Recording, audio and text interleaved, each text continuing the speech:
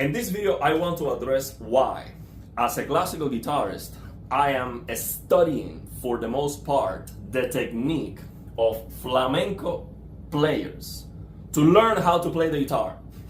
Some people might think, well, it doesn't make a lot of sense because you don't want to play classical music with flamenco scales and strumming, those powerful arpeggios, because it's going to sound out of style.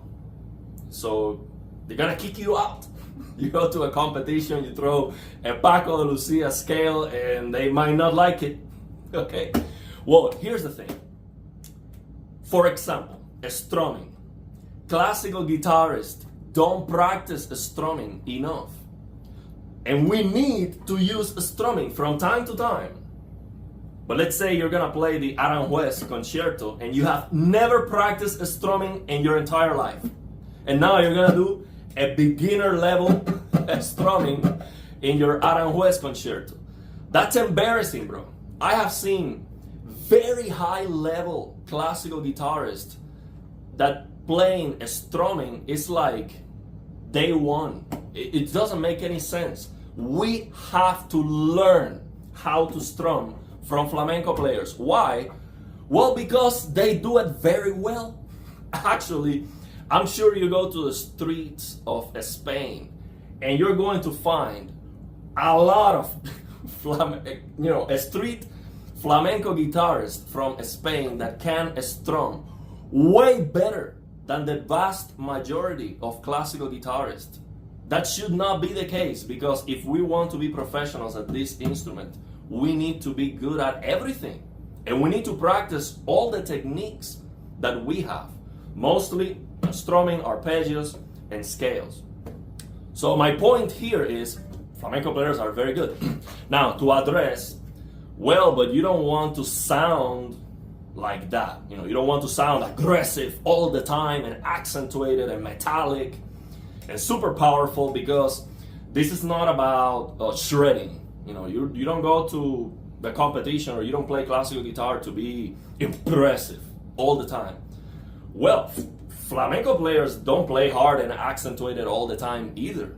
Okay, you can find many examples of absolutely unbelievable music that becomes soft and classical like many times. So it is a misconception that flamenco technique is only like playing hard and accentuated and impressive and in your face, melting guitar riffs. That's not the case. But yes, they do it a lot. Okay, and I love that. But here's the thing. You can learn the techniques and then you can use them soft. It's that simple. If you can play a very fast, very powerful scale, you can, of course, play those scales soft. Maybe you cannot reach the same speed, because when you play at your fastest, you get tense, and that tension is gonna give you more power. So you're not gonna reach your maximum, shredding power if you lower the tension in your hands. You're gonna be pretty fast. And when it comes to the sound, the biggest difference between flamenco attack and the classical guitar is that they play, for the most part, with 2 points of contact. And that's why it sounds metallic.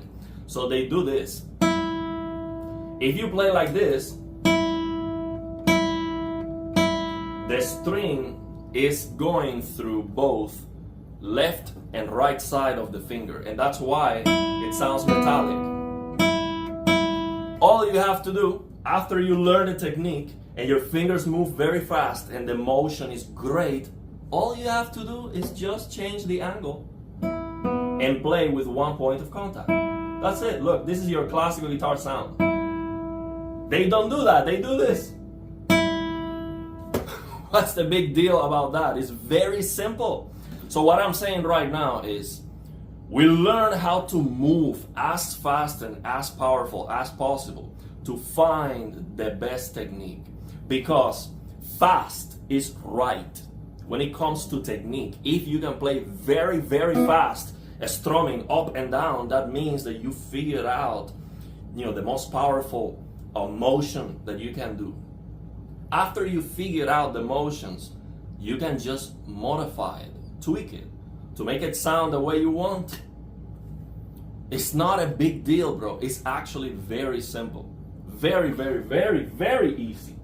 So I'm going to be analyzing, of course, classical guitar players. We have many absolutely incredible classical guitarists. And actually, one thing that we have to definitely learn from classical guitar maestros is the left hand. Okay, I've seen some crazy stuff with the left hand that usually flamenco players don't do. So we have to learn from everybody, okay? I also watch videos from gypsy guitarists and even electric guitar shredders. And I actually learned how to play with the pick. I can play with the pick, scales up and down. I learned from Troy Grady, two-way pick slanting. And I highly recommend every single classical guitarist to learn how to play with the pick too, because you're going to speed up your scales, so you will learn how that feels like. And that's very important, because sometimes we hit a wall and we think that we cannot pass that. Well, you learn how to play with the pick and you're immediately gonna play a lot faster than you've ever played with your fingers. And that's very important, because that makes you believe it is possible. And for your left hand, you're gonna feel that, a lot faster. So highly recommend you check out Troy Grady's YouTube channel, grab a pick and learn how to play alternating with two-way pick slanting. El técnicón en la guitarra esta de 12 cuerdas para que vea que esto funciona en un laúd. Mira, ve lo que estoy haciendo con la mano, como cambia el ángulo de la mano, mira. ¿Ves?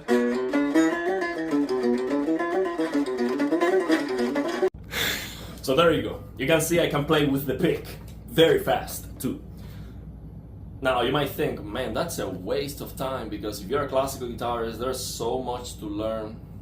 I'm not going to spend all the effort to learn something completely different that I'm not going to even use on my classical guitar.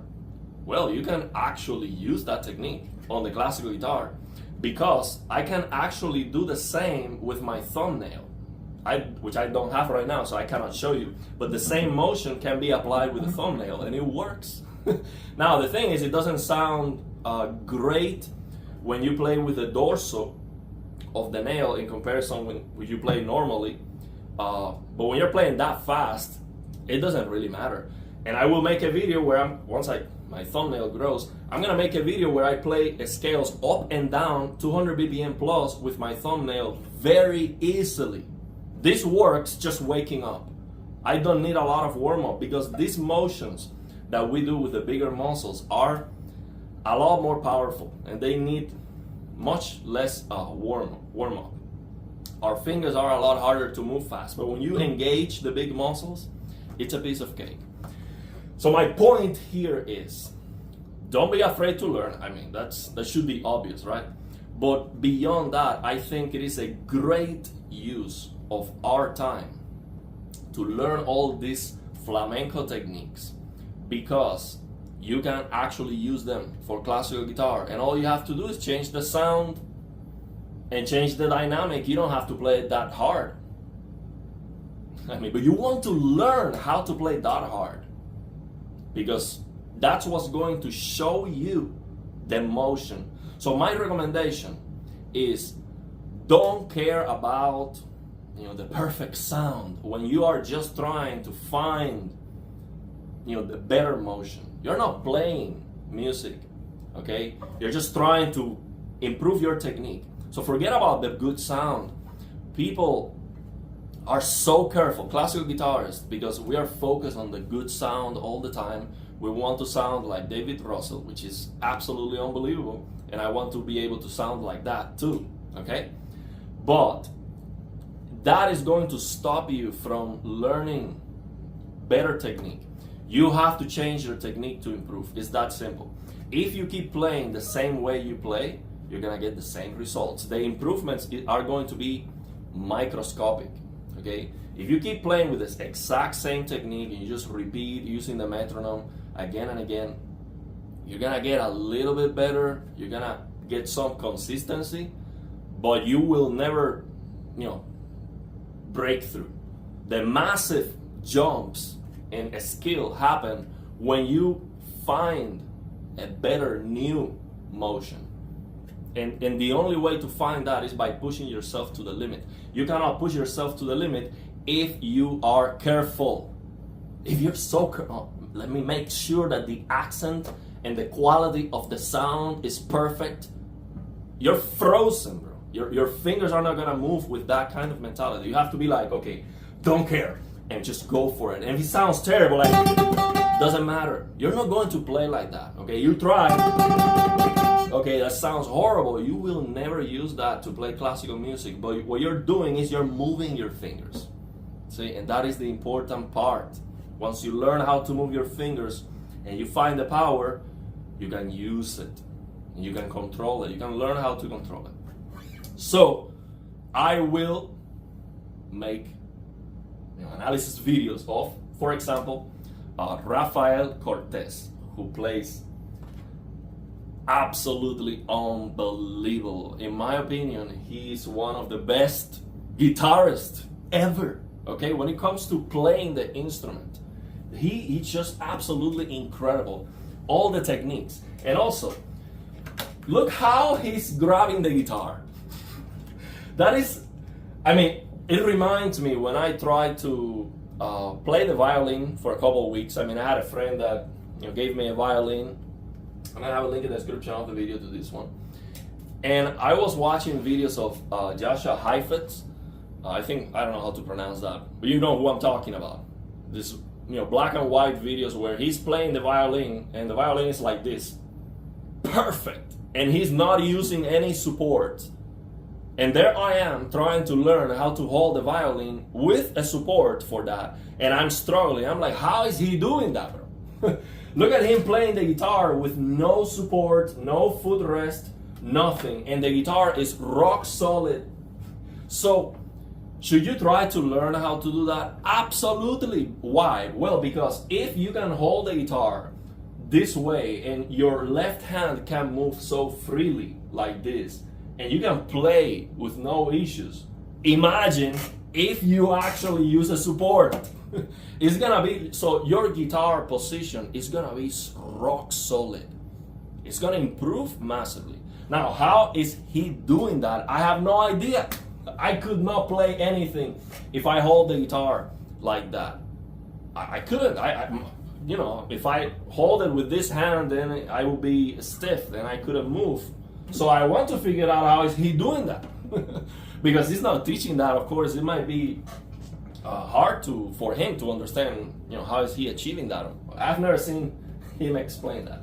And actually, one thing that happens with great players is that they can do amazing things, but they are not able to teach it, because it's almost impossible to understand how it's actually working.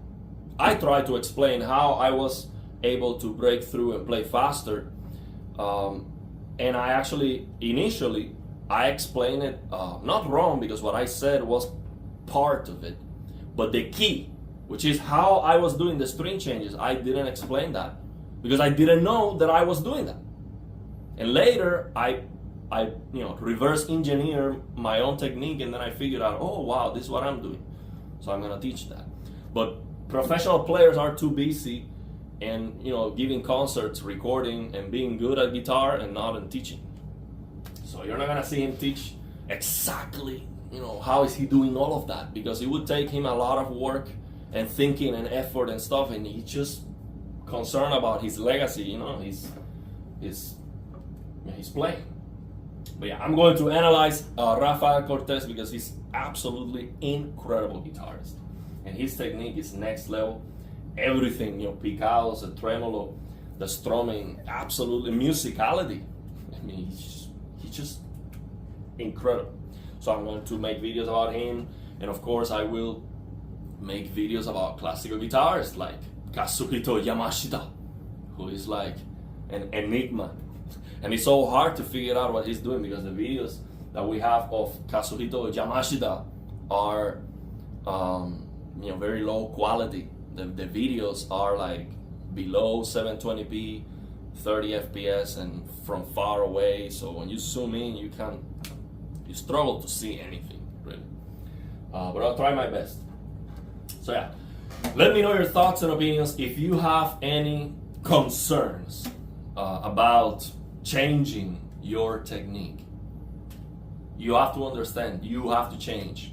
Even if you are very good, bro, it doesn't matter. If you want to improve, you have to change. It's that simple. There's no way you keep doing the same thing and you're going to break through. You're just gonna get a little bit better, but you're not going to improve massively. And the biggest problem I see with progress is not changing. I see guitarists that play exactly the same for their whole life. And the thing is, if you play exactly the same and very, very good, that's awesome. But if you're struggling with some techniques and you keep doing the same thing, then you're just wasting your time. If you want to go to the next level, you have to change. You have to try new things constantly to see what works. Okay, and sometimes you might be regretting, taking a step back, but that's okay. You just remember the old thing you were doing and you can go back to that. It's that simple. So let me know your thoughts and opinions if you have any questions.